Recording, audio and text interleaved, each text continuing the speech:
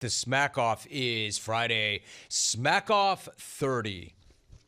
Also, Game 3 of the World Series is tonight at Chavez Ravine. But back to the Smack Off. It really is actually the start of Smack Off week. Smack Off 30 is Friday. After the longest wait in the history of the event, it is finally almost here. I can feel it. I can sense it. I can sense the competitors are locking in right now. Well, most of them, at least. Some of them, it's tough for me to get a sense. As an example, Jeff in Richmond. I profiled him last week, and like I said, I'm not sure he's even showing up. I really want the guy to show up. I really hope the guy shows up, but I don't know. I haven't seen or heard any kind of RSVP. Same thing goes for my dude, Rick in Buffalo, the subject of today's player profile. Let me again reiterate, just because they get a player profile does not mean they're showing up. In fact, I'm kind of throwing it out there. I'm putting it out in the universe like, dude, I did a player profile. Get your ass up in here. Now, in a different era of the jungle, Rick showing up on the 31st would be an absolute lock. In a different era of the jungle, it would be Smack Off season the second that Rick said it was Smack Off season. It wouldn't be Smack Off season unless Rick said it was Smack Off season. At least in Rick's mind, that's how that used to work. But between a big promotion at work and the time of the show changing, Rick has been MIA in the jungle this year, which is really a shame because he is one of the best callers. One of my favorite callers, sure, but actually one of the best callers. There is nobody else in the jungle like the RIB. He's angrier than everybody. He's more intense than everybody. He yells more than everybody. He's built up his reputation in a relatively short period of time, especially compared to some of the others in the field. Different dude. As an example, his first Smack Off call came only 7 years ago. Like, I feel like Rick has been calling this show for 25 years, but it was actually only 7 years ago in 2018. And my dude immediately was a factor in the main event. From that very first call, he came in 7th in his debut. Then he chased that with a second place finish at Smack Off 25, where he left utter devastation in his wake. And I'd like to welcome DA to the party this year, who now officially becomes the ugliest dude in the history of the competition. Good God, you're hideous. When they flash your mug on the big screen, it should come with a warning from the Surgeon General. Seriously, DA, I can't tell if that's your mouth or a catcher's mitt. You don't have a face for radio, my man. You got a face for a closed casket funeral. And everyone knows Caleb in Green Bay's coming in with a brand new gimmick this year.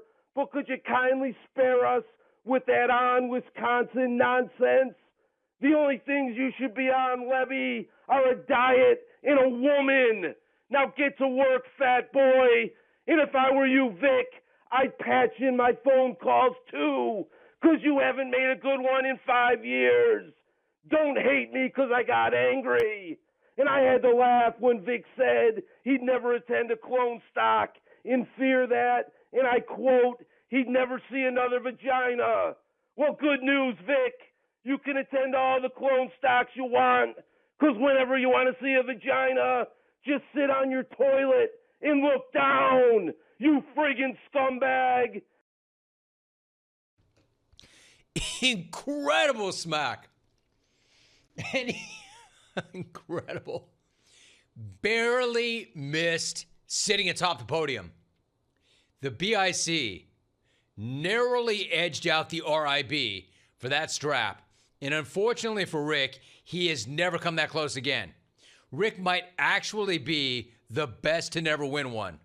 All the more reason I really do hope that he calls next Friday. See, the thing about Rick, his Smack Off calls make such an impact that even when he doesn't place well, they're still extremely memorable. Case in point, Smack Off 26, when Rick missed the top 10, but still managed to make a phone call that everybody listening that day will always remember.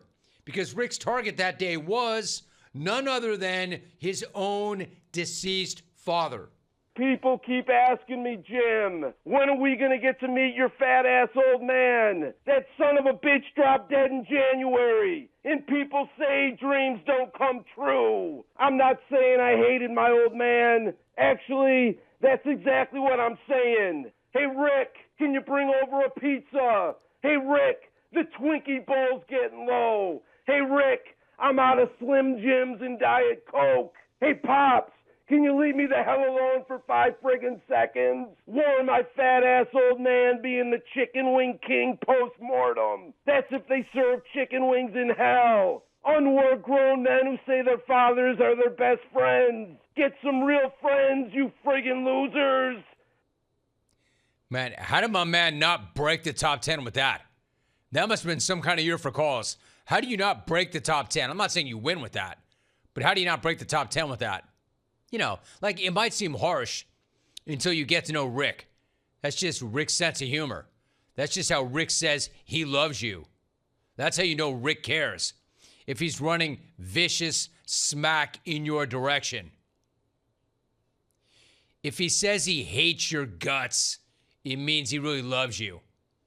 Hence, why Rick was smacking the hell out of his own family is actually a mainstay of his brand.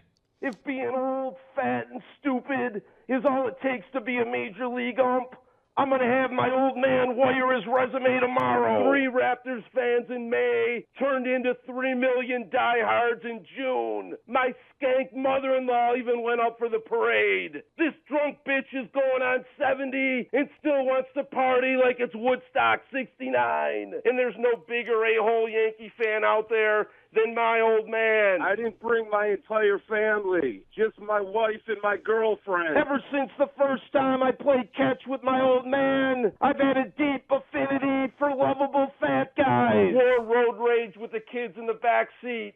It's never too early to teach them not to take crap from anyone. Like classic Rick in Buffalo, but of course, the most classic type of Rick in Buffalo rant involves his beloved Bills. The head coach of the Bills, on the other hand, definitely not beloved by Rick. I called for McDermott's head after the playoff loss against KC, but now I'm demanding for it. And how in the hell does the head coach not grab every single DB by the face mask before that 4th and 18 prayer and scream, knock it down or pack your effing bags? Time for me to throw on the headset, Jim. I'll turn this damn thing around in a friggin' flash. This is why I love the RIB. There's just nobody else like him. He can throw down with anybody. He's always a contender if he calls.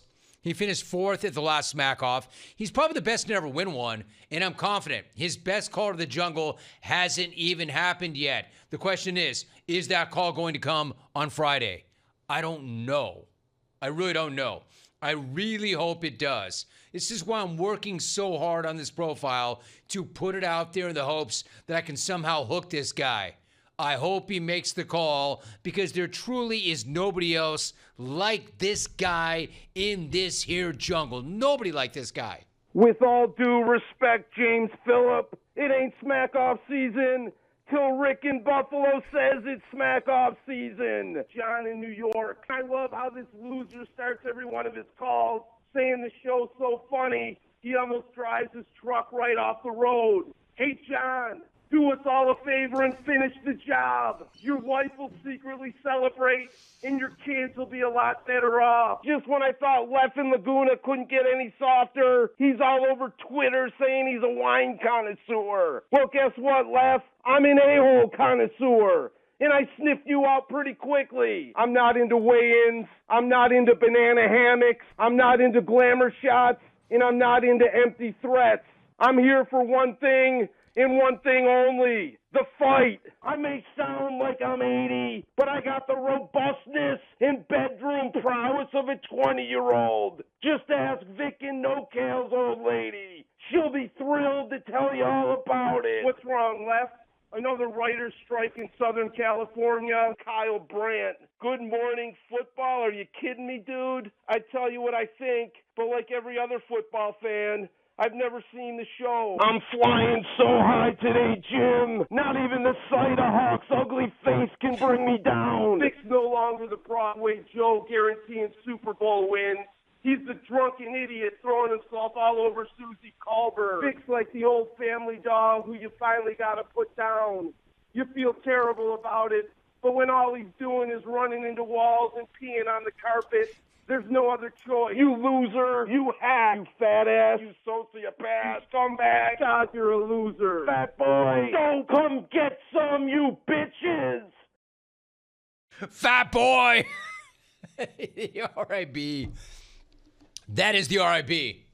Rick in Buffalo. So you look at his resume. He's got 5 top 10s. Runner-up at Smack Off 25. Missed the podium a couple of years ago. Will he get a strap before his beloved Bills win a Super Bowl? Will either of them ever taste the ultimate glory? Rick, you can't win if you don't call. You have to call to find out. My man, I'm just going to say it outright. I will see you on Friday. And if I don't see you on Friday, I will hear you on Friday. You find a way, you get up in here, you do what you do. The RIB. Hearing that, and I think because it's been a while since we've heard from him, you may have forgotten about him or forgotten about what he's really about. Hearing that, does that change your prediction at all? Come on, Rick. Be there. Friday. Smack Off number 30. $5,000, a really nice timepiece, and Jungle Immortality.